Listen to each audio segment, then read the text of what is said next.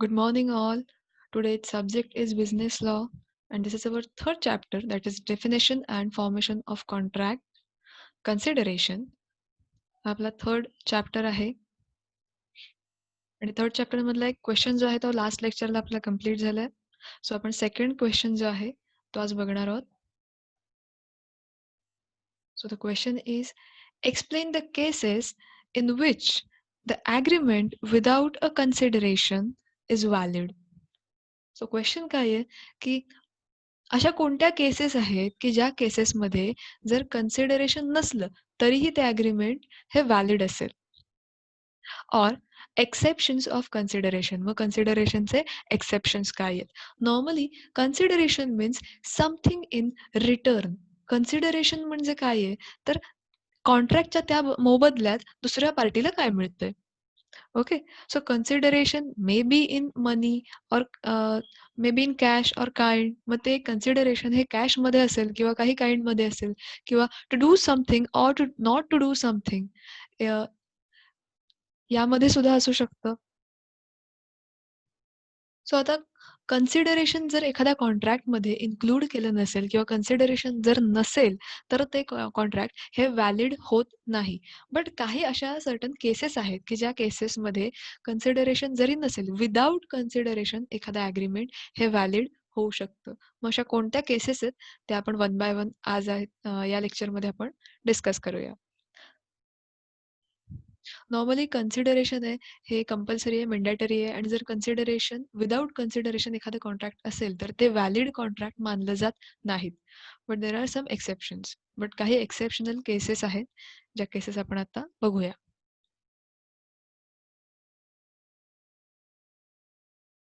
C, first case is natural love and affection.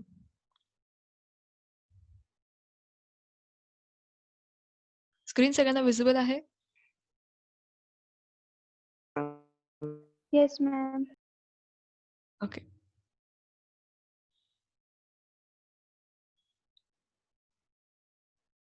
An agreement made without consideration is valid if it is expressed in writing and registered under the law, and it is made on the account of natural love. See, agreement without consideration is void. Without consideration कोणतंही agreement हे valid होत नाही, ते void होतं. But if it is express in writing, पण but ते valid होईल. केव्हा व्हॅलिड होईल? If it is express in writing. जर ते रायटिंगमध्ये एक्सप्रेस केलं असेल and registered under the law, आणि लॉ अंडर ते रजिस्टर्ड असेल, and it is made on account of natural love and affection. जर ते जे कॉन्ट्रॅक्ट आहे ते जर नॅचरल लव्ह अँड अफेक्शन्स साठी किंवा त्याच्यासाठी ते कॉन्ट्रॅक्ट जे आहे ते बनवलं असेल तर ते व्हॅलिड होऊ शकतं. म्हणून म्हटलंय an agreement made without consideration is valid if it is express in writing and registered under the law. Normally ते व्हॅलिड झालं नसतं, बट आता ते व्हॅलिड होतंय. केव्हा व्हॅलिड होईल? जेव्हा ते रायटिंगमध्ये एक्सप्रेस केलं असेल and registered under the law, आणि ते लॉ अंडर ते रजिस्टर्ड झालं असेल, and it is made on account of natural love and affection between the parties standing in near relation to each other. आता त्यामध्ये जर नॅचरल लव्ह अँड अफेक्शन असेल तरच ते ॲग्रीमेंट विदाउट कन्सिडरेशन हे व्हॅलिड होऊ शकतंय. सी, मग एखादं कॉन्ट्रॅक्ट हे व्हॅलिड होण्यासाठी काय काय असणं इम्पॉर्टंट आहे तर ते ॲग्रीमेंट रायटिंगमध्ये असणं इम्पॉर्टंट आहे. Then registered under the law, ते त्याचं रजिस्ट्रेशन झालं पाहिजे, ते रजिस्टर्ड असलं पाहिजे. And it is made on account of natural love.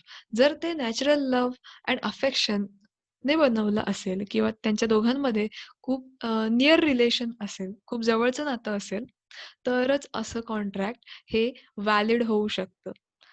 म्हणजे जरी त्याच्यात कन्सिडरेशन नसेल, विदाऊट कन्सिडरेशन सुद्धा ते व्हॅलिड होऊ शकतं. सी, फॉर एक्झाम्पल, आता एक एक्झाम्पल बघूया आपण. एक्झाम्पल सांगते. फादर अँड सन दोघांमध्ये, आता फादर अँड सन, जर फादरनी सन बरोबर कॉन्ट्रॅक्ट केलं असेल आणि फादरने प्रॉमिस केलं असेल, की सनला एखादी वस्तू त्यांना घेऊन द्यायची. तर या दोघांमध्ये आता फादर एंड सन त्यांचं रिलेशन आहे. सो इथे कन्सिडरेशन जरी नसलं, आता फादरने सनला एखादी गोष्ट देण्याचं कबूल केलंय, प्रॉमिस केलेलं आहे. बट त्याच्या अगेन्स्ट सनने काहीतरी दिलंच पाहिजे. इथे मॅन्डेटरी नाहीये, इथे कंपल्सरी नाहीये. इव्हन त्या सनने काही नाही दिलं तरी सुद्धा हे कॉन्ट्रॅक्ट व्हॅलिड होणार आहे. Because it is made on account of natural love and affection. त्या दोघांमधलं जे रिलेशन आहे, नॅचरल लव्ह अँड अफेक्शन, त्याच्यामुळे हे कॉन्ट्रॅक्ट जे आहे ते व्हॅलिड होणार आहे. म्हणून म्हटलंय an agreement made without consideration is valid if it is express in writing. मग ते कन्सिडरेशन, ते जे कॉन्ट्रॅक्ट आहे हे विदाउट कन्सिडरेशन व्हॅलिड केव्हा होईल, जेव्हा ते रायटिंगमध्ये एक्सप्रेस केलं असेल, लॉ अंडर रजिस्टर्ड केलं असेल, and it is made on account of natural love and affection. त्यांचं जे रिलेशन आहे ते खूप जवळचं रिलेशन असेल, नॅचरल लव्ह अँड अफेक्शनने ते कॉन्ट्रॅक्ट जे आहे ते बिल्डअप केलं असेल, तर तिथे कन्सिडरेशन नसून सुद्धा ते जे कॉन्ट्रॅक्ट आहे हे इथे व्हॅलिड होणार आहे. फर्स्ट पॉईंट समजलाय का सगळ्यांना? Yes, madam. Yes, ma'am. Okay, then we will see the next point.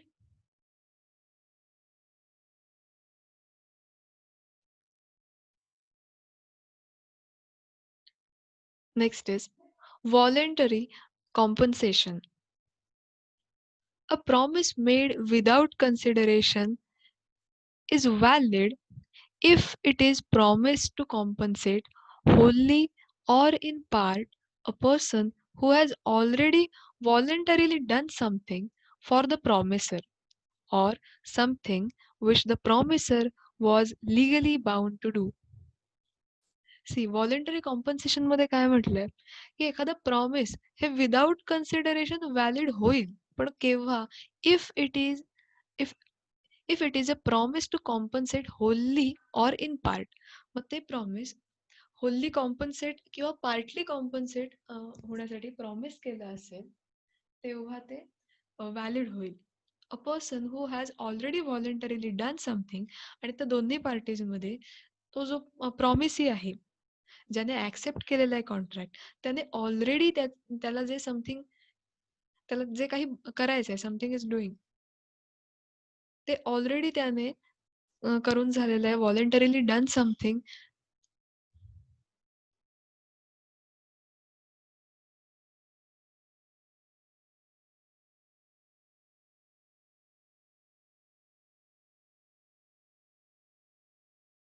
Screen दिसते सगळ्यांना? Yes, ma'am. आधीची स्क्रीन दिसत होती की नव्हती दिसत? Okay, so next point is voluntary compensation. A promise made without consideration is valid if it is a promise to compensate wholly on or in part. एखादा promise without consideration valid होईल, पण ते केव्हा होईल?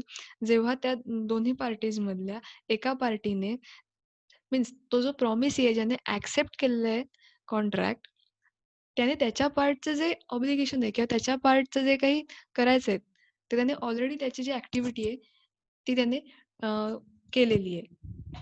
So the person who has already voluntarily done something for the promisor, means त्या प्रॉमिसीने त्याची जी activity आहे ती ऑलरेडी केलेली आहे, or something which promisor was legally bound to do. किंवा त्या प्रॉमिसर जो आहे तो ज्या गोष्टीला लिगली बाउंड झालेला आहे, तर ती ऍक्टिव्हिटी इथे कम्प्लीट झालेली आहे, तेव्हा तेव्हा ते कॉन्ट्रॅक्ट जे आहे ते इथे व्हॅलिड होणार आहे. जरी त्याच्यात कन्सिडरेशन नसलं तरीही ते इथे व्हॅलिड होईल.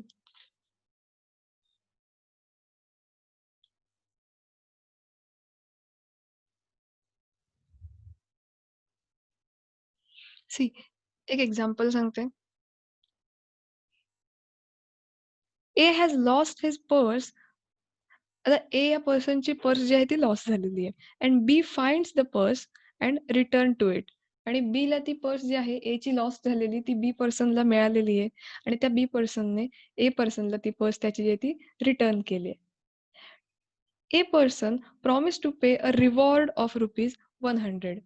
सो जेव्हा ए पर्सनची पर्स हरवलेली आहे, जेव्हा त्याची लॉस झालेली आहे, तेव्हा त्याने काय केलं होतं, तर जो माझी पर्स शोधून देईल त्याला मी काहीतरी रिवॉर्ड देईन ₹100. सो त्या जेव्हा बी पर्सनला ए पर्सनची पर्स मिळालेली आहे आणि त्याने त्याला रिटर्न केलेली आहे, सो ए पर्सन हा बाउंड झालेला आहे की बी पर्सनला तो रिवॉर्ड आहे तो त्याला दिलाच पाहिजे. सो इथे व्हॉलंटरी कॉम्पन्सेशनमध्ये काय केलेलं आहे की बी पर्सनने त्याची ॲक्टिव्हिटी जी आहे ती इथे कंप्लीट केलेली आहे, ॲज वेल ॲज इथे जो प्रॉमिसर आहे की ज्याने सांगितलेलं आहे की मी रिवॉर्ड इथे देईन जो कोणी माझी पर्स जी आहे ती शोधून देईल त्याला. सो इथे प्रॉमिसर सुद्धा लिगली बाउंड होतो त्याने जे काही स्टेटमेंट केलंय ते कंप्लीट करण्यासाठी. सो इथे व्हॉलंटरी कॉम्पन्सेशनमध्ये काय म्हटलंय, a promise made without consideration is valid. इथे जरी कन्सिडरेशन नसेल तरीही ते व्हॅलिड होईल if it is promise to compensate wholly or in part. मग ते प्रॉमिस जे आहे ते होल्ली कॉम्पन्सेट होईल किंवा पार्टली कॉम्पन्सेट झालं तरीही ते कॉन्ट्रॅक्ट जे आहे ते इथे व्हॅलिड होणार आहे. Means a person who has already voluntarily done something, मग त्या दोन्ही पार्टीजमधल्या एका पार्टीने जरी ते कम्प्लीट केलं असेल तरीही व्हॅलिड होणार आहे. Or something which promisor was legally bound to do. किंवा जेव्हा एखादा प्रॉमिसर जो आहे तो लिगली बाउंड होतो एखादी गोष्ट कंप्लीट करण्यासाठी, तेव्हा सुद्धा हे कॉन्ट्रॅक्ट जे आहे ते व्हॅलिड होणार आहे.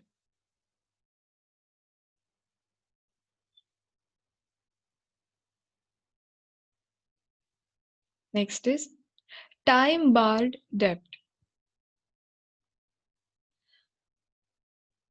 A promise to pay wholly or in part a debt which is barred by law of limitation can be enforced if the promise is in writing and signed by the debtor who has authorized agent.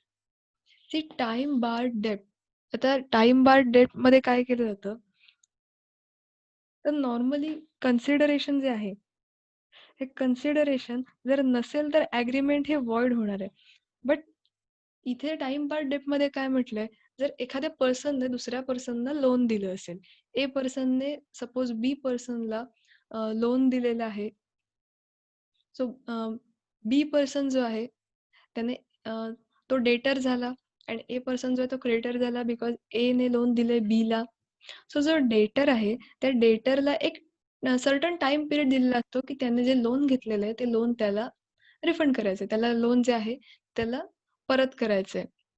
But त्या time पिरियडमध्ये त्याने ते loan जे आहे ते refund केलं नाही किंवा लोन जे आहे ते तिथे त्याने दिलं नाहीये क्रेडिटरला. आणि त्या टाइम पिरियड कंप्लीट झाल्यानंतर सुद्धा लॉ ऑफ लिमिटेशन मध्ये काय सांगितलेलं आहे, तर 3 इयर्सच्या टाइम पिरियडमध्ये तुम्ही तुमचं लोन जर रिकव्हर करू शकला नाहीत, त्या 3 इयर्स च्या टाइम पिरियडमध्ये जर ते लोन रिकव्हर केलं नाहीत किंवा तुम्ही त्याला सांगितलं नाहीत की हे तुला लोन रिकव्हर करायचंय, देन त्या 3 इयर्स नंतर हे जे कॉन्ट्रॅक्ट आहे ते इथे कॉन्ट्रॅक्ट रिव्होक होणार आहे.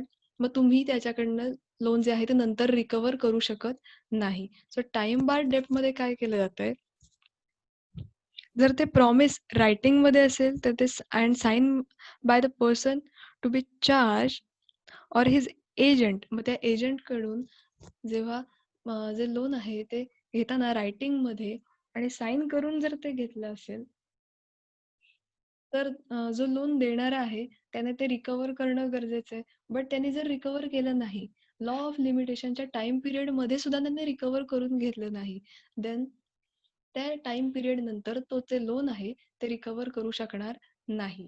सो त्यांनी टाइम लिमिटमध्येच त्याचं जे लोन आहे ते रिकव्हर इथे करायला पाहिजे. So, a promise to pay wholly or in part a debt which is barred by law of limitation can be enforced if the promise is in writing and signed by the debtor. मग त्या डेटरने तिथे रायटिंगमध्ये and sine सुद्धा तिथे केली पाहिजे, or is authorised agent. मग ज्या एजंटकडून त्याने लोन घेतलेलं आहे, ज्या पर्सनकडून त्याने लोन घेतलेलं आहे, तर त्याने तिथे डेटरने रायटिंगमध्ये आणि त्याची साईन सुद्धा तिथे असणं इम्पॉर्टंट आहे. The debt must be liquidated or a certain sum of money and there must be definite promise to pay. आणि नंतर टाइम पिरियड संपल्यानंतर जर त्या डेटरने सांगितलं की येस मी तुझी जी अमाऊंट आहे जे लोन घेतलेलं आहे ते कम्प्लीट करेन, ते लोन जे आहे ते तुला रिपेमेंट करेन, तर तिथे ते कॉन्ट्रॅक्ट जे आहे ते इथे कम्प्लीट होणार आहे. बट हे केव्हा होईल, जेव्हा ज्याने लोन घेतलेलं आहे, ज्या डेटर आहे त्याने जर प्रॉमिस केलं की त्याने ते लोन कम्प्लीट करणार आहे टाइम पिरियड झाल्याच्या नंतर, तर इथे कॉन्ट्रॅक्ट जे आहे ते कम्प्लीट होणार आहे. अदरवाईज टाइम पिरियड झाल्यानंतर ज्याने लोन दिलेलं आहे तो ते रिकवर करू शकणार नाही. So it is time barred debt. इथे टायमिंग जे आहे ते इम्पॉर्टंट आहे. त्या टाइम पिरियड मध्येच ते लोन रिकवर करणं इम्पॉर्टंट आहे. टाइम पिरियड संपल्यानंतर जो क्रेडिटर आहे ज्याने लोन दिलेलं आहे तो रिकवर करू शकत नाही. आणि टाइम पिरियड झाल्यानंतर जर त्या डेटरने ज्याने लोन घेतलेलं आहे त्याने जर प्रॉमिस केलं की तो लोन ते रिपेमेंट करेल, तर इथे ते कॉन्ट्रॅक्ट कम्प्लीट होईल. अदरवाईज ते जे लोन आहे तो क्रेडिटर रिकवर करू शकणार नाही. तो कोणत्याही परिस्थितीत तो ते रिकवर करू शकत नाही.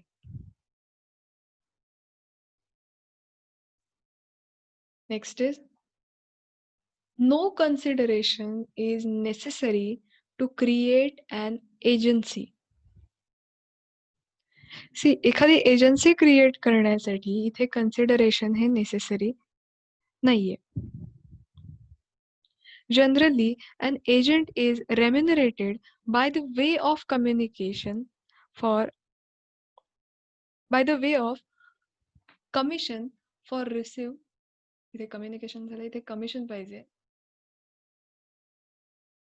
Generally, an agent is remunerated by the way of commission for the services. जो एजंट आहे तो एजंट त्या एजंटला कमिशन हे त्याला मिळत असतं बाय द त्याला रेम्युनरेशन हे त्याचं आहे हे कमिशनच्या वेने मिळत असतं for the services rendered. Hence no consideration is immediately necessary at the time of appointment. So त्याला अपॉइंट करताना कोणतंही कन्सिडरेशन देण्याची इथे गरज नाहीये, बिकॉज जेव्हा तो एजंट अपॉइंट केला जाईल त्याच्याकडनं ज्या सर्व्हिसेस रेंडर होतील, जेव्हा सर्व्हिसेस तो रेंडर करणार त्याला त्याचा पेमेंट मिळणार आहे, त्याला त्याचं कमिशन जे आहे ते इथे मिळणार आहे. सो त्याला नंतर जेव्हा तो सर्व्हिस रेंडर करेल तेव्हा त्याचं कमिशन देता येईल. सो त्याला अपॉइंट करताना इथे कोणतंही कमिशन देण्याची गरज ही नाहीये. So there is no consideration is necessary to create an agency. मग एखाद्या एजंटला अपॉइंट करताना कोणतंही कमिशन देण्याची गरज नाहीये, कोणत्याही कन्सिडरेशनची गरज नाहीये, बिकॉज त्याला अपॉइंट करून झाल्यानंतर जेव्हा तो सर्व्हिसेस रेंडर करेल तेव्हा सर्व्हिसेस रेंडर केल्यानंतर त्याला त्याचं रेम्युनरेशन हे मिळणार आहे.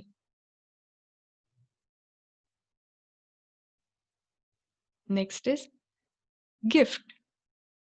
An agreement by which a gift is made needs no consideration.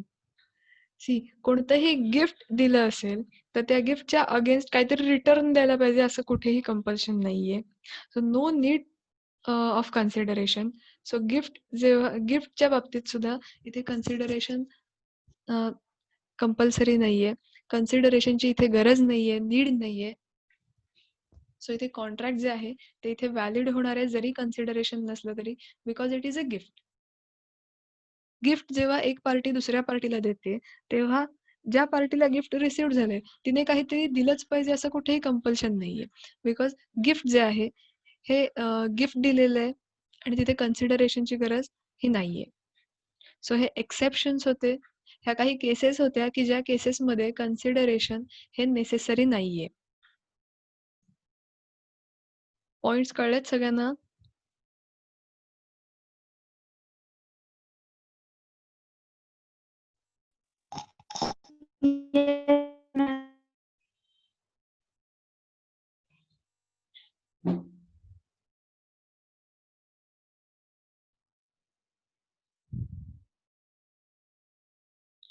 So we will start the next question. When is a consideration or an object of agreement is unlawful?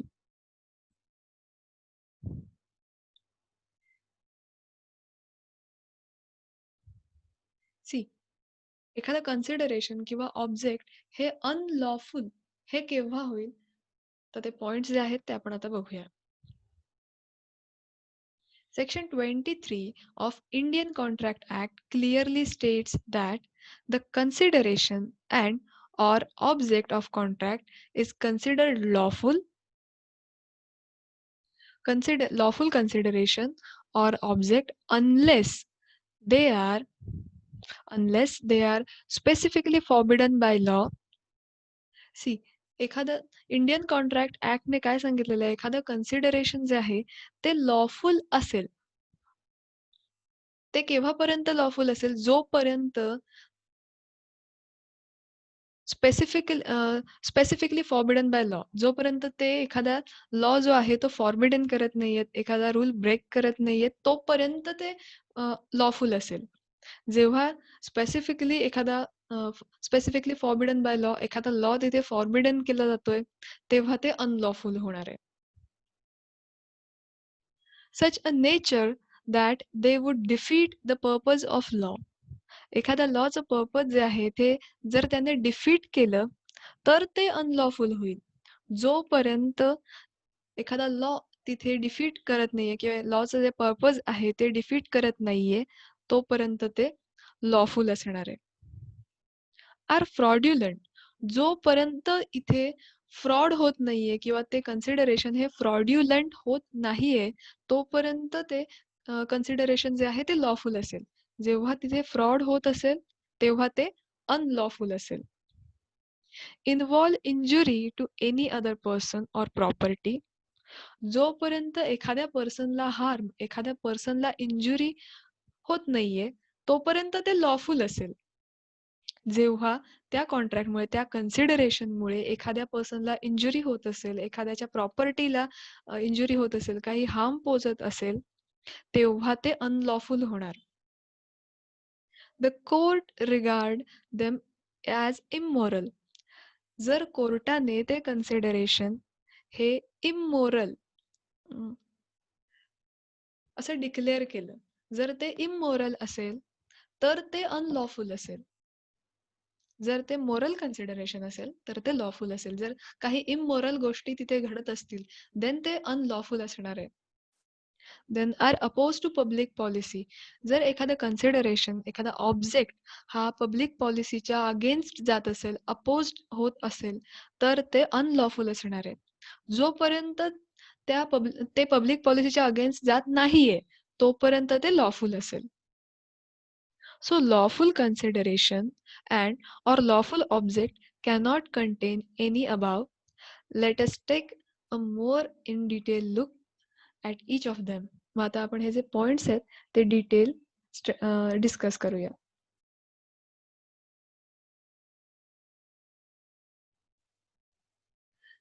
C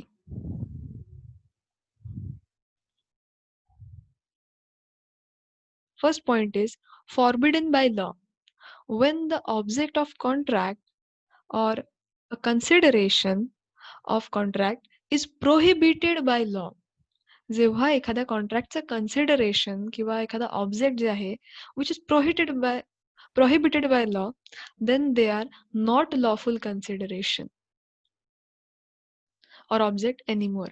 जेव्हा इथे कोणताही law जो आहे तो इथे forbidden केला जातोय किंवा इथे प्रोहिबिटेड बाय लॉ जर एखादं कन्सिडरेशन असेल, तर ते जे कॉन्ट्रॅक्ट आहे हे कॉन्ट्रॅक्ट लॉफुल नसणार आहे. That means it is unlawful. They then become unlawful in nature, and so such contract cannot be valid anymore. जेव्हा एखादं कॉन्ट्रॅक्ट हे अनलॉफुल होतंय, तेव्हा ते कॉन्ट्रॅक्ट हे व्हॅलिड होणार नाही. Contract cannot be valid anymore.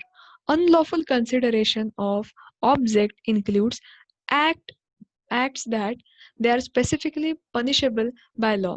मग अशी एखादी ऍक्टिव्हिटी जर तिथे अनलॉफुल काही ऍक्टिव्हिटी तिथे घडत असेल किंवा तिथे लॉने प्रोहिबिट केलेल्या काही ज्या ऍक्टिव्हिटीज आहेत तर त्या जर तिथे घडत असतील किंवा तसं जर कन्सिडरेशन असेल, एखादं ऑब्जेक्ट त्या कॉन्ट्रॅक्टमध्ये तसं असेल, तर ते कॉन्ट्रॅक्ट हे व्हॅलिड होणार नाही, ते अनलॉफुल होईल. And which is specifically punishable by law, आणि लॉ कडून त्याला काहीतरी पनिशमेंट ही तिथे असणारच आहे.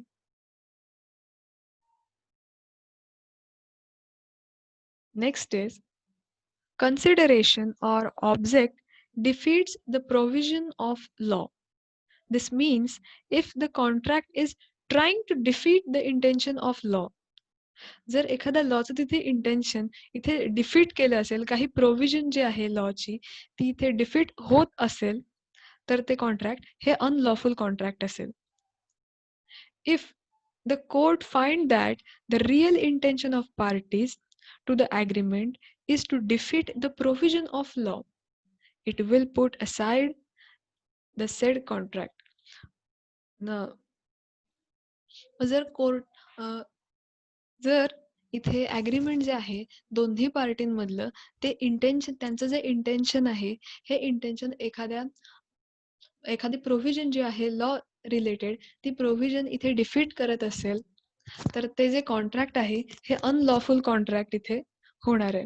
So this means if contract is trying to defeat the intention of law, इथे लॉचं जे इंटेन्शन आहे तर ते डिफीट करत असेल, तर इथे कॉन्ट्रॅक्ट जे आहे ते अनलॉफुल होणार आहे.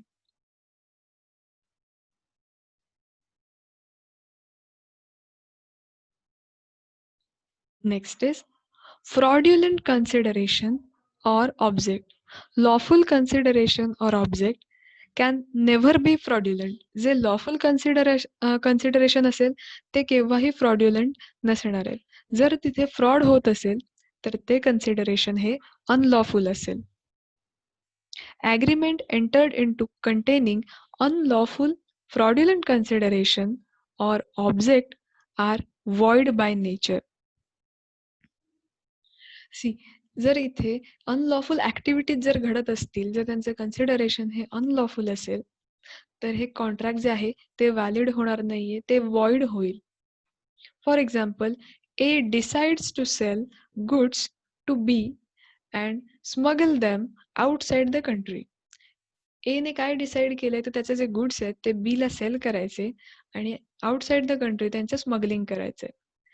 दिस is fraudulent transaction as so it is void. आता हे फ्रॉड्युलंट ट्रान्झॅक्शन आहे, स्मगलिंग, देन मर्डर किंवा या अशा सगळ्या ज्या गोष्टी आहेत, ड्रग्सशी रिलेटेड काही असेल, ह्या सगळ्या ज्या आहेत ह्या अनलॉफुल ऍक्टिव्हिटीज आहेत which is prohibited in law. ह्या ज्या लॉ मध्ये ह्याला पनिशमेंट दिलेले आहेत किंवा ह्या ज्या ऍक्टिव्हिटीज आहेत ह्या अनलॉफुल तिथे डिक्लेअर केलेल्या आहेत. सो हा फ्रॉड असणार आहे. So this is fraudulent transaction, so it is void. Now B cannot recover the money under the law if A does not deliver on his promise. आता ह्या ए आणि बी मध्ये जे काही कॉन्ट्रॅक्ट त्यांनी इथे केलं होतं की ए ने बी ला गुड्स जे आहेत ते सेल करणार आहे अँड देन त्याचं ते स्मगलिंग करणार आहेत. सपोज इथे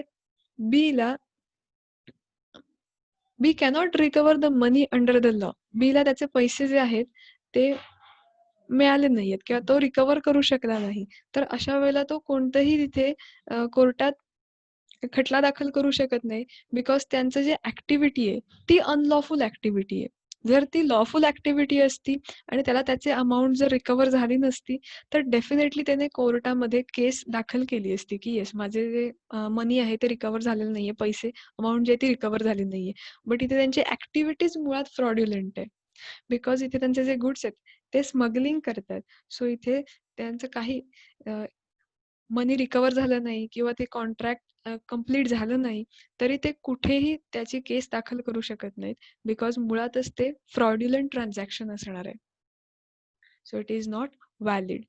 सो इथे फ्रॉड जो आहे तो फ्रॉड होत असेल किंवा काही कन्सिडरेशन हे फ्रॉड्युलंट कन्सिडरेशन असेल तर ते कॉन्ट्रॅक्ट हे अनलॉफुल कॉन्ट्रॅक्ट असणार आहे.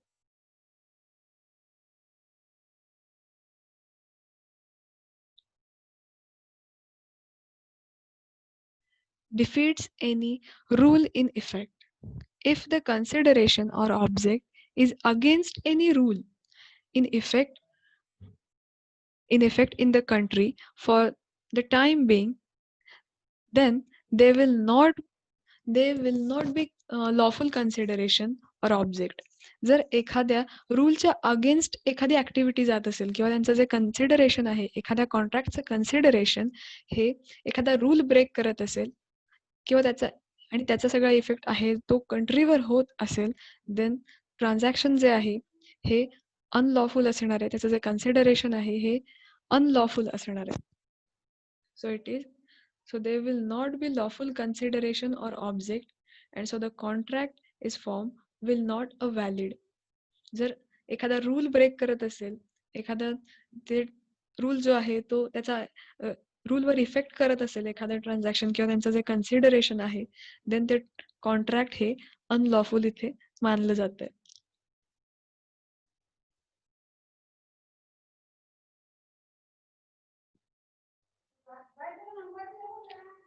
Next is when they involve injury to other person or property. In legal terms, an injury means to criminal and harmful wrong done to other person. See, एखाद्या पर्सनला injury होत असेल किंवा काही criminal activity होत असेल, काही हार्मफुल तिथे होत असेल, देन ते कॉन्ट्रॅक्ट जे आहे, ते कन्सिडरेशन जे आहे हे अनलॉफुल असणार आहे. So if the object or the consideration of contract does harm to another person or property, this will amount to unlawful consideration. जर एखाद्या कन्सिडरेशनमुळे एखाद्या ऑब्जेक्टमुळे दुसऱ्या पर्सनला इंजुरी होत असेल, काही हार्मफुल ऍक्टिव्हिटीज जर तिथे घडत असतील, त्याच्या प्रॉपर्टीला हार्मफुल असेल किंवा त्या पर्सनला हार्मफुल असेल, देन ते कन्सिडरेशन जे आहे हे अनलॉफुल कन्सिडरेशन असणार आहे.